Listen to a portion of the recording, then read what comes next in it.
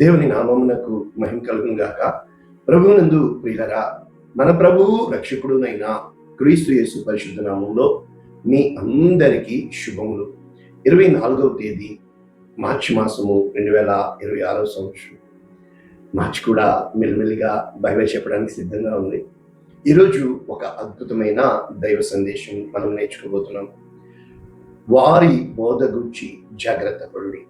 వారి బోధ గురించి జాగ్రత్త పడుడి. మత్తయి సువార్త 16వ అధ్యాయం 12వ వచనం. చాలా ప్రాముఖ్యమైన దైవ సందేశం, బోధ. ఈరోజు ఎక్కువ మంది ప్రీచింగ్ అంటే ప్రసంగాలు, టీచింగ్ అంటే నేర్పించే విధానం. కానీ ఈరోజు మనం వెంటనే చెప్తున్నాం, నేను సత్యవాక్యం నేర్పిస్తున్నానని. కానీ మరి అబద్ధ బోధ అంటే ఏంటి? బద్ధము కానిది అబద్ధము. మరి బద్ధము అంటే ఏంటి? What are the measurements? ఇవన్నీ మనం నేర్చుకోబోతున్నాము. ఈ వాక్యము మత్తయి సువార్త 16వ అధ్యాయం 12వ వచనం పూర్తి వచనము. అప్పుడు రొట్టెల పులిసిన పిండిని గురించి కాదు, కానీ పరిసయ్యుల సద్దూకయ్యుల అనువారి బోధన గురించి జాగ్రత్త పడవలనని ఆయన తమతో చెప్పినని వారు గ్రహించి. కనుక ఇక్కడ 11వ వచనం ఏముంది? నేను రొట్టెలను గూర్చి మీతో చెప్పలేదు, మీరెందుకు గ్రహింపరు? పరిసయ్యులు సద్దూకయ్యులు అనువారి పులిసిన పిండిని గురించి. ఈనాడు నాకు అర్థమయ్యేది కాదు, ఈ పులిసిన పిండి, పులవని పిండి ఏంటి అని. So simple. ఈరోజు ఇది నేర్చుకునే ముందు ఒక్కసారి new international version, Matthew chapter 16 verses 12. They understood that he was not telling them to God against the east అంటారు కదా పులిసిన పిండిని, యూజ్డ్ ఇన్ బ్రెడ్. అంటే రొట్టె పొంగాలి అంటే పులవాలి కదా పిండి, ఇడ్లీ రావాలంటే పులవాలి కదా, దోశ కావాలంటే పులవాలి కదా. But against the teaching of the Pharisees and Sadducees. ఇది వాక్యం.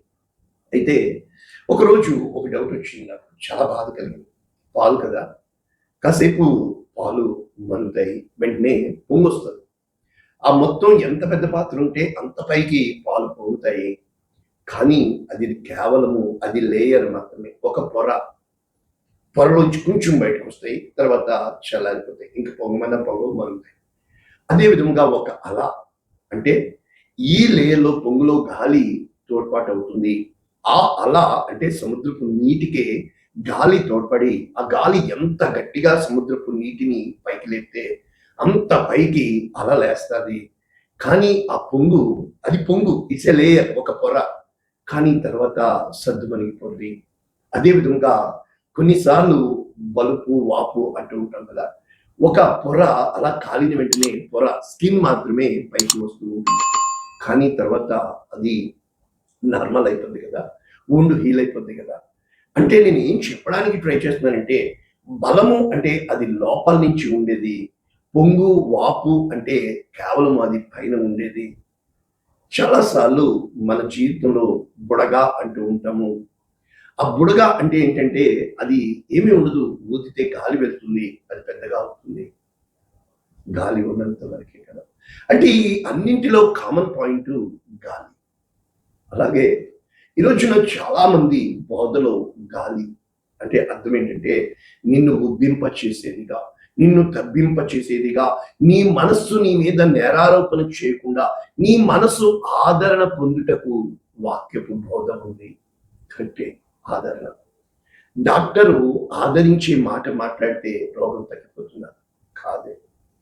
ఆ రోగాన్ని అతను ఫస్ట్ వాష్ చేయాలి. ఆ రోగాన్ని ఒకవేళ ముళ్ళైతే దాన్ని ఆ ముళ్ళుని తీయాలి. ఒకవేళ లోపల ఎముక పగిలిపోతే కట్ చేసి ఆ ఎముకకి రాడ్ వేసి నిలబెట్టాలా? మరి సర్జరీ ఎవరు చేస్తారు? సర్జరీ చేయాలి అంటే మాటలతో అయిపోతుందా? ఆ తర్వాత కావాలి కదా. ఈ రోజున అది మనకి ఇష్టం అవటం లేదు, కష్టమైపోతుంది. కారణం ఏంటంటే మనం మాటలు మాత్రం వినడానికి ఇష్టపడుతున్నాము. ఆ తర్వాత గాయాన్ని శుద్ధి చేయడానికి, మన బాధను తొలగించడానికి మనం అంగీకరించలేకపోతున్నాం. చాలా విషయాల్లో డబ్బుతో ఏమైనా కొనవచ్చు, కానీ నమ్మకాన్ని కొనుక్కోలేము. ఆ నమ్మకం అనేది మాటలు బట్టి కలుగుతుంది, అది మాయ మాటలు, కొన్నాళ్ళకి మోసపోతున్నాము. కానీ నమ్మకం అనేది మాటలు బట్టి, చేతలు బట్టి కాదు, స్వస్థతను బట్టి. అస్వస్థత, స్వస్థ బుద్ధి. కనుక బోధించే వాళ్ళకి మొట్టమొదట ఉండవలసిన కార్యం ఏంటో తెలుసా? నేను గొప్పోడిని అని బోధించడం కాదు. గొప్ప దేవుడు మనకి తోడుగా ఉన్నాడు, కరెక్టే. వాక్యం అందరికీ అర్థమవుతుంది. కానీ అనుభవ జ్ఞానం ఏంటో ఎపిగ్నోసిస్ అంటారు. ఎపిగ్నోసిస్ అంటే ఏంటంటే మన అనుభవాన్ని బట్టి మన అభిప్రాయాలు మారుతూ ఉంటాయి. తొలి చూపుల్లో ప్రేమ పుట్టింది అంటారు, అది ఆకర్షణ. అయితే ఈ ఆకర్షణ మాటల ద్వారా ఆదరణ పొందితే ప్రేమగా మారుతుంది, అది ఆదరణ. అయితే ఆ మాటలు కాకుండా అతని సహవాసం వలన ఆరోగ్యదాయకమైన స్వస్థ బుద్ధితో ఆరోగ్యకరమైన జీవిత విధానంలో మనం ముందుకు వెళ్తే అది అభిమానంగా మారుతుంది. ఆ అభిమానము ఎప్పుడైతే మన స్థితిగతులు నూతన జీవితం పొంది ఇప్పటి వరకు ఈ జీవితమా అని చెప్పి ముందుకు వెళ్ళాలి, ఇంకా లోతుగా వెళ్ళాలి, లోకాన్ని పెంటగా ఎంచుకోవాలి అన్న ఆ జ్ఞానం కలిగినప్పుడు అప్పుడు మనము పొందే ఆదరణ ఒకే ఒక్క మాటలో నేను చెప్తున్నా, ఆరాధనగా వెళ్తుంది.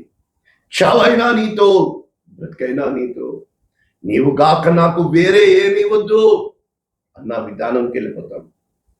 అప్పుడు నువ్వు పిలిస్తే ఆయన పలుకుతాడు, నువ్వు నిలబడితే ఆయన నీతో నిలబడతాడు, నువ్వు కూర్చుంటే ఆయన కూర్చుంటాడు. Where you go I will come with you. ఎక్కడన్నా నేను నీతోనే ఉంటాను. కారణము ఆయన పేరు ఇమ్మానుయేల్, దేవుడు. ఆయన నిన్ను విడిచి ఉండలేడు. ఇది వాక్యం. కానీ ఆలోచించండి, ఆయన వాక్యము శరీరధారి అయ్యాడు. ఆయన నీకులా మారాడు. ఆయన నీ పాపాన్ని తీసుకోవడానికి పాపాత్ముడయ్యాడు. నువ్వు తృణీకరించబడ్డావు కనుక this is the word yeah. ఇది వాక్యం, ఇది బోధ. మరి యేసుక్రీస్తు ప్రభువుల వారు ఏం చెప్తున్నారు? శాస్త్రుల నీతి కంటే పరిశీలన అంటే వారి బోధన గురించి ఇది ఎలా ఉంటుందంటే ఒకటే మాట. మార్కు సువార్త 4:24లో ఆ విత్వాని ఉపమానం, మీరు ఎలాగో ఏమి వినుచున్నారో జాగ్రత్త. What you are listening, hearing, జాగ్రత్త, be careful, pay attention for what you are listening.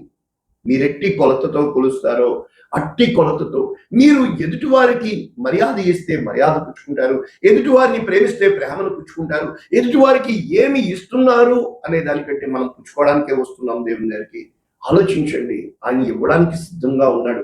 నీవు పుచ్చుకోవడానికి సిద్ధంగా లేకపోయినా కూడా, నీవు నన్ను ఎరుగకుండినప్పటికీ నేను నిన్ను పేరు పెట్టి పిలిచి తిని, నీకు బిరుదులనిచ్చి తిని అంటాడు. అంటే ఆయన నీ పట్ల ఇంత గొప్ప, నువ్వు పుట్టక మునిపే తల్లిదండ్రులను నీ కోసం సిద్ధపరిచాడు, నిన్ను ప్రేమించే వారిని తోబుట్టువులను సిద్ధపరిచాడు, నీకు ప్రేమించడానికి, నీకు జీవితం ఇవ్వడానికి సమస్తం సిద్ధపరిచిన ఆ గొప్ప దేవుణ్ణి మనము గ్రహించడానికి, అర్థం చేసుకోవడానికి ప్రయత్నం చేయడమే వాక్య అనుభవము. మన జీవితంలో ఎన్నో ఎదురుబాట్లు, తిరుగుబాట్లు, ఎదురుదాడులు, ఎదురు దెబ్బలు తగులుతూ ఉంటాయి. వాటన్నింటికి తట్టుకొని నిలబడగలగడమే దేవుని విశ్వాసములో నిరీక్షణ కలిగి విశ్వాసములో బలపడడం. ఏ రోజునైతే నేను ఆ విశ్వాసములో బలపడతామో, ఏ రోజునైతే ఆ విశ్వాసములో స్థిరపడడానికి ప్రయత్నం చేస్తామో, అప్పుడు తెలుస్తుంది నమ్మకానికి కారణం ఏర్పడుతుంది. కారణం ఏంటంటే ఇక్కడ ఇంకొకటి ఉంది. ఇవే విత్తువాని ఉపమానము లోకా 8:18, కలిగిన వానికి ఇయ్యబడును, లేని వాని యొద్ద నుండి తనకు కలిగినది అనుకున్నది కూడా తీసివేయబడిన కనుక ఎలా గురించి హౌ యు ఆర్ లిజనింగ్. మొట్టమొదటి పాపం ఎలా ప్రవేశించింది? వినుట వలన. ఎప్పుడైతే ఇది నిజమా అనుమానపూర్వకమైన అటువంటి వక్రీకరించే బోధల వలన ఎప్పుడైతే వక్రీకరించబడుతుందో, ఈ లోకము, ఈ మనుషులు చెప్పేది ఎప్పుడు కూడా దేవునికి వ్యతిరేకమే. ఎప్పుడు కూడా నీవు పైన ఒకలా బ్రతుకుతున్నావు, అంతరంగంలో ఇంకోటి ఆశపడుతున్నావు. నువ్వు అంతరంగంలో ఆశపడుతున్నావు కానీ దాన్ని బహిరంగంగా చెప్పలేకపోతున్నావు. కనుకనే నువ్వు అబద్ధమైన జీవితంలో ఉంటున్నావు. అబద్ధం అంటే ఏం కాదు, నువ్వు పైకి మాట్లాడేది కాదు, లోపల నువ్వు పలుకుతుంది ఒకటి, బయటికి బ్రతుకుతుంది ఒకటి. దాని వేషధారణ. ఆయన హృదయాలు గ్రహిస్తున్నవాడు. నీ కోపం లోపల నీ కంట్రోల్ చేసుకుంటున్నావు కానీ పైకి మెత్తగా, అంటే నీ లోపల అంతరంగంలో ఆడిపోతూ ఉంటుంది. కారణము నీవు కేవలము ఆలోచించేది నీకు తెలిసిన జ్ఞానమును బట్టి, మహా అయితే నీ జీవితమును బట్టి. నీకు నెమ్మది ఉందా? నీకు సౌఖ్యం ఉందా? నీకు సంపద ఉందా? నీవు తలెత్తుకోగలుగుతున్నావా ఇతరుల కంటే ఒక మెట్టు ఎక్కువ? మరి యోసేపు కథలో చూస్తే అన్ని విధాలుగా తండ్రి ప్రేమను పొందుకునే అన్ని ఉన్నప్పుడు తీసి పాడేశాడే దేవుడు. ఎంత గొప్ప స్థానంలో పెట్టాడు. మోషేని తీసి పాడేశాడు దేవుడు, ఎంత గొప్ప స్థానం. యాకోబుని తీసి పాడేసి ఇశ్రాయేలుగా మార్చాడు దేవుడు. ఈ దేవుడు నీ దేవుడుగా ఉండాలి అంటే ఆ జీవితము నీది కలిగి ఉండే బోధ నువ్వు వినగలుగుతున్నావు. అది కష్టం కదా మనకి.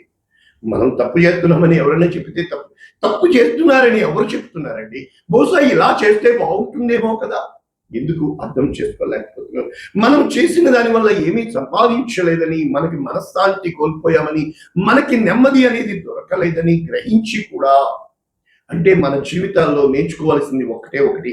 29:24 అతిశయించువాడు దేనిని బట్టి హూ ఎవర్ బోస్ట్, అంటే నీకు దేన్ని బట్టి ఆ పొంగును బట్టి కాదు. అది క్షణమే ఉంటుంది, పాలు క్షణమే పొంగుతాయి, అలా క్షణమే ఉంటుంది, అలా క్షణమే కెరటం పైకి ఎగురుతుంది. ప్రతిదీ కూడా ఇప్పుడు వరకు నేను చెప్పింది క్షణమే. అది గాలి తోడైనప్పుడే. ఒక్కసారి గాలిని దేవుడు కంట్రోల్ చేస్తే పీస్ బీ టు యూ, నీకు శాంతి కలుగును కాక. సముద్రం పగడం మానేస్తుంది. ఆ గాలికి కొట్టుకుపోయే వాళ్ళంగా మనం ఉంటున్నాం. కానీ ఎప్పుడైతే భూమి మీద కృప చూపుచు నీతి న్యాయము జరిగించిన యెహోవాను నేనే అని గ్రహించి నన్ను పరిశీలనగా తెలుసుకున్నట్టును బట్టి అట్టి వాటి యందు దేవుడు అంటే నీవు వింటున్న బోధ నీ హృదయాలు దేవుణ్ణి ఆనందపరుస్తున్నాయా, లేక నీ హృదయాల్ని ఆదరిస్తున్నాయా? ఆదరించడానికి అమ్మా అయ్యో ఎన్ని కష్టాలమ్మా, దేవుడు నీకు మేలు చేయ, గాడిద గుడ్డు కాదు. What does it mean to you? This is nothing to you. అది నీకు ఏమి మేలు చేయదు. కారణం ఏంటంటే ఎక్కడ పొరపాటు జరుగుతుంది, ఎక్కడ తడబాటు. ఇప్పుడు యుద్ధాలు ప్రారంభమైన ఆపలేరు. ఒక్కసారి విడిపోవడం క్షణం చాలు, కలవడం జీవితం సరిపోదు, రాదు. పోగొట్టుకునే వెనక్కి రావు. కారణం ఏంటంటే అంతము, పంతము, అసూయ, జాలు లేదు. కారణము నేనే correct, I'm right, this is what is the war. ఏ రోజునైతే మన జీవితాలు ప్రేమ అనేది జ్ఞానము ఉప్పొంగ చేయను, ప్రేమ అనికి మనకి ఉండేటట్లు చేస్తుంది, ఓర్చుకునేటట్లు చేస్తుంది, నేర్చుకునేటట్లు చేస్తుంది, వాగ్దానములను స్థిరపరుస్తుంది. అటువంటి ప్రేమ what does it mean love? మనం అనుకున్న ప్రేమలో ఎదుటోడు నో యార్. మనం చాలాసార్లు మన ప్రేమలో నేను ప్రేమిస్తున్నాను కనుక వీడు ఇలా ఉండదు. నో యార్, it's not at all. The love is for God is love. దేవుడు ప్రేమ ఉన్నాడు. ఎలాగా he gives you the freedom. నీకు ఇస్తాడు ఫ్రీడమ్. ఏవి మేలైనవో నువ్వు ఎంచుకో, నన్ను పరిశీలనగా తెలుసుకో. నీకు చేతులు కాలేక తప్పిపోయిన కుమారుడు. What does it mean? He gives you the freedom. I know I lived as per my life, as per my wish. నేను జీవించాను, నాకు నచ్చినట్టు, నాకు ఇష్టం వచ్చాడు. నాకు సంతోషం. That's what. యవ్వనుడా, నీ యవ్వనమును బట్టి, నీ ఇచ్చలను బట్టి, నీ కంటి చూపును బట్టి do what ever you wish.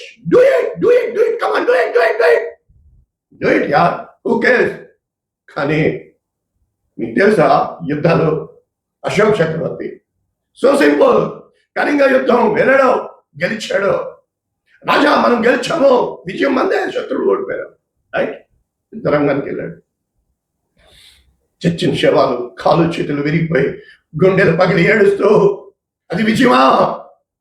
గుండెలు బాదుకొని ఏడ్చి, యుద్ధం వద్దు, ఏమీ వద్దు, నా అంత మూర్ఖుడు ఇంకొకరు లేడు. మన జెండాకి అశోక చక్రం. ఎదుటోడిని చంపేసేది నీ విజయం కాదు, ఎదుటోడిని ఓడించేది నీ విజయం కాదు. నన్నుగా ప్రేమించి నన్ను గెలిపించడానికి, నన్ను ఆయన ప్రేమలో కట్టడానికి నా యేసయ్య వచ్చాడు. ఈ వాక్యం ఎవడంటారండి? ఈ వాక్యాలు వద్దు మనకే. ఇద్దండి వాక్యం. నీకు తెలుసా, Hitler second world war journey మొత్తం 30 సంవత్సరాలు గెలిచాడు. పిచ్చోడు అయిపోయాడు. ఇద్దరు పట్ల గన్ తీసుకొని షూట్ చేసుకొని చచ్చిపోయాడు. No more. What does it mean? He conquered everything. అన్ని విజయం పొందాడు. ఎంతమందిని చెప్పి 1,00,000 మంది యూదుల్ని బట్టలు ఓడదీసి గ్యాప్చామల్లో పెట్టాం. పిచ్చ కుక్కలాగా చచ్చిపోయాడు హిట్లర్. ఎవరి కోసం చెప్పమంటాను? యుద్ధాలు అమ్మి పడేశాడు. యేసు క్రీస్తు పిచ్చోడైపోయాడు. తనకి నెమ్మది దొరకలా, గురేసుకుని చచ్చిపోయాడు. ఆ ఈథోపిలో గొప్ప ఆలోచన చెప్తాడు, తన ఆలోచన ఫలించలేదు, గురేసుకుని చచ్చిపోయాడు. నీవు నేను మన జీవితంలో మనం అనుకున్న మాట గెలవాలి, మన పంతం నెగ్గాలి, మనం కరెక్ట్. అదే దౌర్భాగ్యం. ఇది పోద. ఎప్పుడైతే నీ మాట పైన ఉండాలి అంటే నువ్వు కింద ఉండవాడుగా. నేను పరిచయం చేయించుకోవడానికి రాలేదు, పాదములు కడుగుటకు వచ్చాను. ఆయన సిలువ వేయబడ్డానికి వచ్చాడు, ప్రాణం పెట్టడానికి వచ్చాడు. ప్రాణం తీయడానికి రాలేదు. ప్రాణం తీసేది యుద్ధం, ప్రాణం పెట్టేది త్యాగం. ఇది వాక్యం. ఏ రోజునైతే ఈ బోధ చెప్తే ఎవడు వింటాడో? నేను ప్రార్థన చేస్తే స్వస్థత కలుగుతుంది, ధైర్యంగా చెప్తున్నాను. కారణం నా స్వస్థత ఎదుటి వాడికి వెళ్ళాలా, నా విశ్రాంతి నాలో ఉన్న దైవం ఎదుటి వాడికి వెళ్ళాలా, నాలో ఉన్న ఆధారం. నేను ప్రార్థన చేస్తే పడిపోతారు. Yes, come on test me. అదేమో అర్థం చేస్తాడు ఈడు. ఏంటండి, what is this nonsense? The peace is in you. నీలో రెచ్చగొట్టేది దుష్టుడు, నీలో రెచ్చిపోయేటట్లు చేసేది దుష్టుడు, నీలో జ్ఞానాన్ని ఉప్పంగా చేసేది ఎదుటోడిని పరీక్షించేది. ఒకటి తెలుసా, చెడ్డోడు అంటే అందరూ నమ్మేస్తారు, మంచోడు అంటే ఆ చెప్పు చూపి. కనుక మంచికి పరీక్ష పెట్టబడాలా, అది వాక్యం. నిన్ను పొట్టము వేసి తిని వెండిని వేసినట్లు కాదు, ఇబ్బంది కొలుములో నేను నిన్ను పరీక్షించి తిని. I have tested you and proved you that you are my righteous servant. నీవు నా నీతి కలిగిన సేవకుడు అని. It is the word. బాధకులైన మనము ఏంటంటే ఈ బాధ? బోధించడానికి ప్రయత్నం చేయమాక, సాధించడానికి ప్రయత్నం చేయమాక, సంపాదించుకోవడానికి ప్రయత్నం చేయమాక. దేవునికి ఎవరిని ఇవ్వగలిగా, ఎవరిని దేవుని సన్నిధిలో నిలబెట్టగలిగావు? నా జీవితంలో సమస్తము కొట్టివేసినప్పుడు కూడా చెప్పాడు, ప్రభువా ఎవరిని ఇచ్చేది నీకు? నశించిన ఆత్మల్ని నాకు పని పట్టలేదా? నన్ను నేను నీకు అర్పించు, నిన్ను నీవు దేవునికి ఇచ్చుకో. That is the more precious teaching for everything. నిన్ను నీవు సమర్పించుకోప్పుడు నీలోంచి ఆయన తీసుకుంటాడు. అబ్రహాంని అడిగాడు, నాకు ఇచ్చే, ఏంటి నీ కుమారుడిని. ఏ కుమారుడి కోసం ఎదురు చూసావో, ఏ కుమారుడిని నాకు ఇచ్చాడు. దేవుడు అబ్రహాంకి మొత్తం ప్రపంచాన్ని రాసి ఇచ్చాడు. This is the teaching. యోసేపు అన్యాయం దేవుడు చేశాడని ఎక్కడ అలా యోసేపు ఇచ్చాడు. ఆది కాండం అంతా యోసేపుదే. ఎరోచునైతే నువ్వు ఇచ్చేది ఏముండదు దేవునికి, నువ్వే కావాలి దేవునికి. That is the teaching. ఆయనకి నువ్వు కావాలా? నువ్వు దొరికావా? నీ హృదయాన్ని ఇచ్చావా? నీ హృదయంలో ఆయన ఉన్నాడా? ఆయన ఉంటే అద్భుతాలు జరుగుతాయి, ఆయన ఉంటే స్వస్థతలు జరుగుతాయి, ఆయన ఉంటే ఇలాంటివే జరుగుతాయి. కానీ ఇవి ఎక్కడ అంగీకరిస్తారండి? విరిగి నలిగిన ఆత్మతో ప్రపంచం చేత వేరు చేయబడాలి. నువ్వు వెలువేయబడాలి. నువ్వు ఎంత ప్రేమను చూపించావు అంతకంతా ఈ లోకం నీకు కీడు చేయాలా, నిన్ను తొక్కి పాతరేయాలా?